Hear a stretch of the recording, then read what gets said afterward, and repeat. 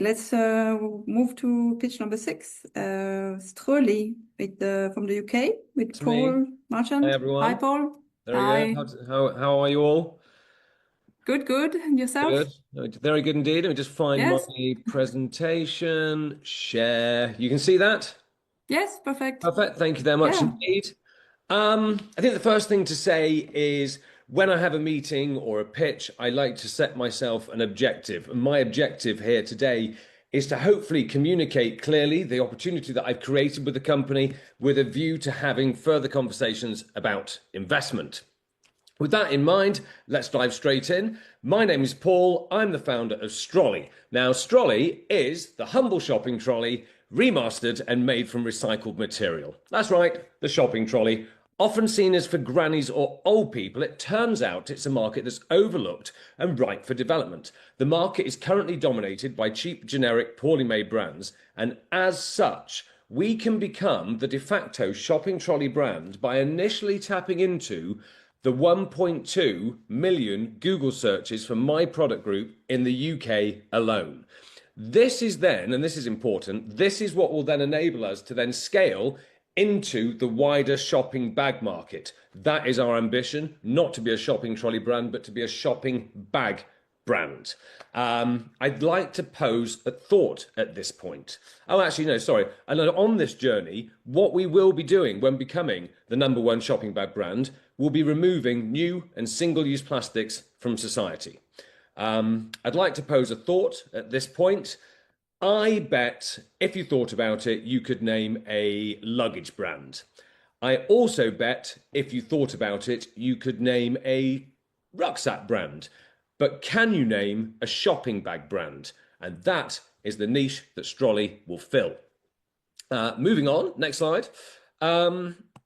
About this, I put this slide in reality just to put some prompts if anyone wants to talk about target audiences.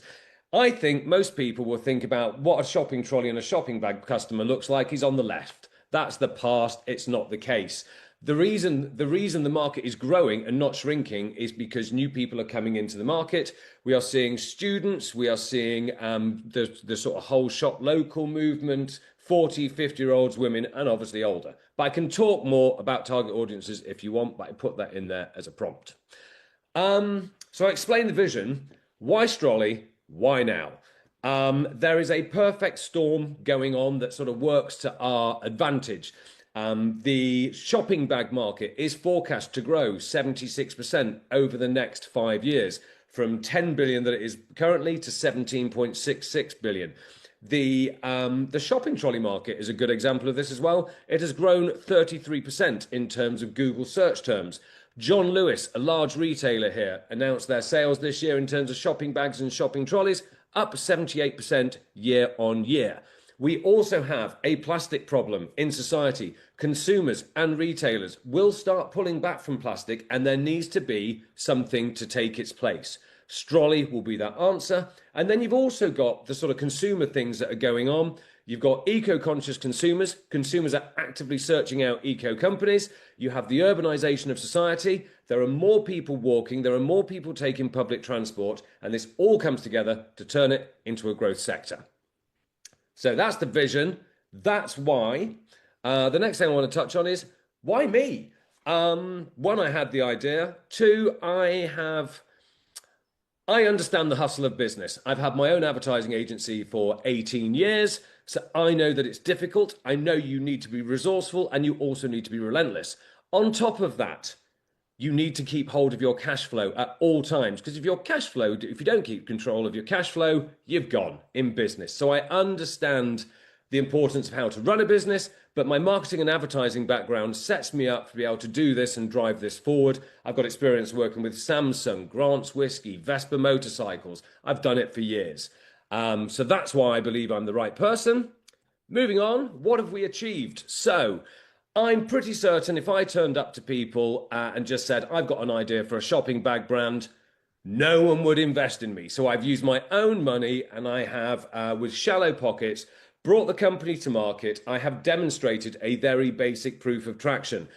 We've had over 600 units into consumers' hands. I know that my production is good by the lack of returns and from the fact I've had good reviews.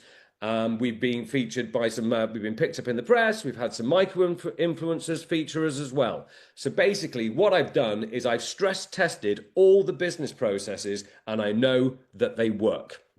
This slide will be changing quite significantly in a month because we are now moving into our actual phase of widening our product range, which I'll come on to now, which is on the money slide. So we are looking for £200,000 for a 15% equity stake in the company. So that will give us a 20-month runway. So far, I have just raised £45,000. That has been implemented and deployed. We have our website being updated. We have new products coming in, and we are launching properly and with a dedicated media spend, which I haven't done previously, to start rolling this out. The figures you see in that chart, they're fairly modest, but I 100% believe I can definitely do that with £200,000. I've never been one to over-exaggerate because then you find yourself in a sticky situation. In terms of margin on the shopping trolley, we are slightly under where we should be on our gross margin. We are sitting at about 55%. This needs to be above 60%. But when I get some scale and I get some volume, I get economies of scale and I get economies in shipping, and that then becomes solved. In terms of, we've got a full launch going on now. In 12 months' time, I want this company to be self-sustaining in the UK, and I want to be on the road to opening one EU territory. In 20 months to 2 years, we will be trading in 2 EU countries, and in 3 years, we'll be trading in 3. And at that point, I would either like to be doing a finance loan raise or something, or maybe a second raise to then go and push out into all of Europe. That is my presentation. Thank you very much for your time. If you'd like to come and have a conversation, I'd be delighted. Come and join the Stroli revolution. Thank you. Thank you so much, Paul, for the pitch. All right, let's go right into the feedback. Let's hear from Jeppe first.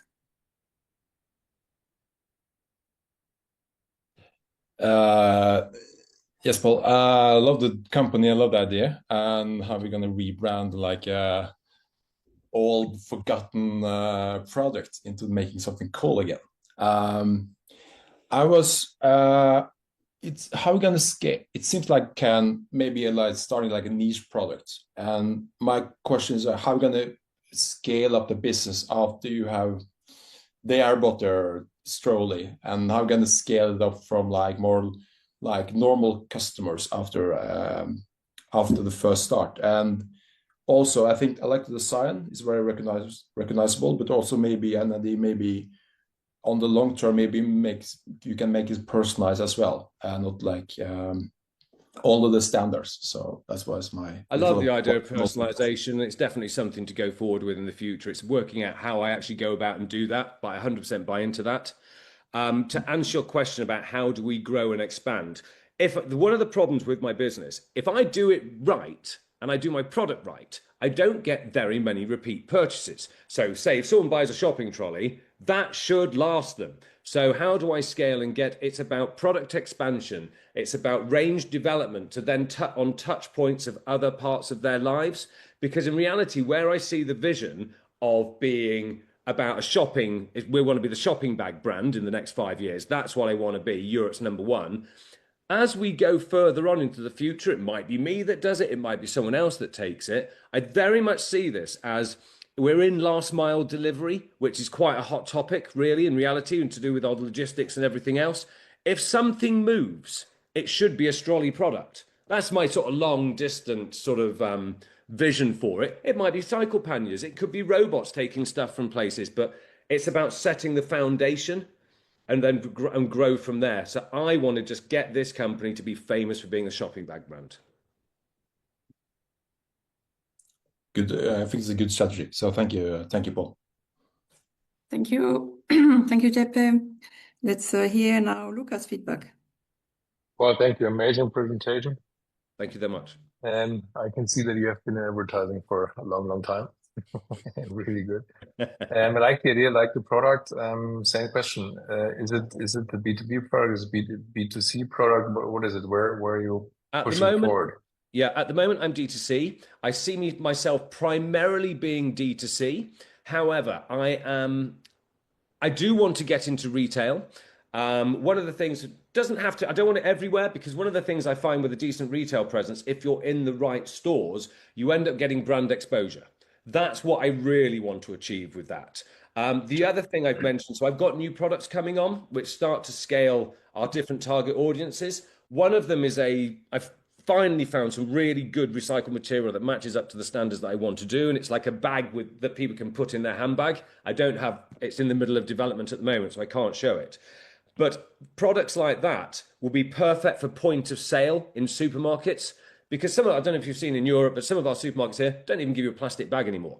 So like, I want to be selling, that's why I'm developing new products to start really niching down on what, say, a retailer might want. So they might not be wanting my shopping trolley, but they will be wanting these tiny little purchase bags at point of purchase that are made from recycled material. Mm-hmm. Makes sense. Yeah. Yep. Thank you.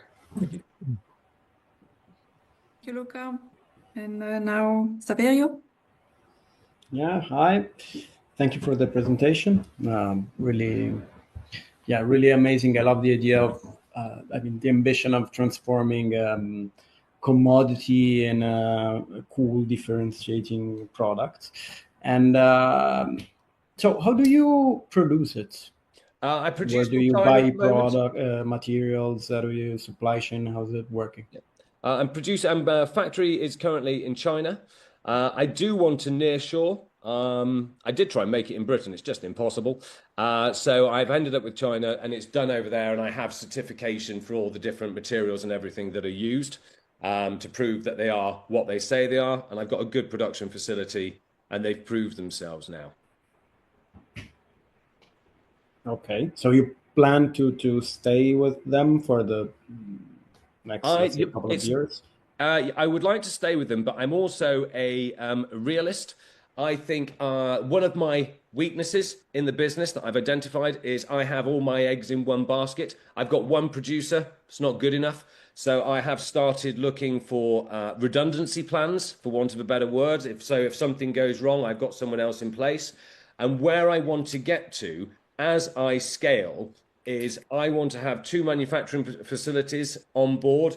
I'm starting conversations in Portugal, but I want to have 2. So while one company does a container 1 month, another company does the container next month. So we're all working to the same standards and the same stuff. But what I have then are 2 production facilities working hand in hand together. Okay, thank you. Thank you. There's still a bit of time left. Someone has a follow-up questions, perhaps? How long have I got? Oh, 2 minutes. 2 minutes. Yeah, I can talk for ages on this sort of stuff. But I've got 2 minutes. One thing I think is worth saying is it's always difficult protecting your market and people coming in and copying you. Happens in every single sector. I've seen it across the board in advertising and marketing. One of my background in advertising marketing, will help defend against this. The second thing that I want to be doing with the money that I'm looking to raise is there's something called micro IP. I think is a way to describe it. So you cannot patent, for example, a shopping trolley. It exists. You can't patent a shopping bag. What you can patent, though, is an element within it. So I've started looking, it might be how the wheels connect to the frame. Those things then become a design element, and then you can get a patent against that. And then what you can do is you patent that micro IP. It then hovers over the entire product. So you're actually protected, and you start to have a point of difference in terms of design. And the biggest benefit of that is it drops your corporation tax down in the UK to 10%. So everything sold on that product suddenly has the tax is way, way down. So one of the things I've got in my development it's not there, in one of my bags is how they're fixed, how the handles are fixed to the bags. I'm using like a little metal clip. It's not been done in that style. I hope to micro IP that piece, which then again, as I say, hovers over the total unit and has a financial benefit in terms of corporation tax. That's interesting. Thank you. Okay, thank you so much, Paul, for presenting and joining us tonight. My absolute pleasure. If anyone wants to yeah. continue the conversation, I'm happy to. I've noticed my long form deck isn't in the Dropbox, so I've dropped you an email with it in because it's my presentation deck, not the sort of full detailed one. Okay, I'll make sure to share the long presentation afterwards after the event. Perfect. Thank you very much. Thank you so much. Thank you. Okay, we have now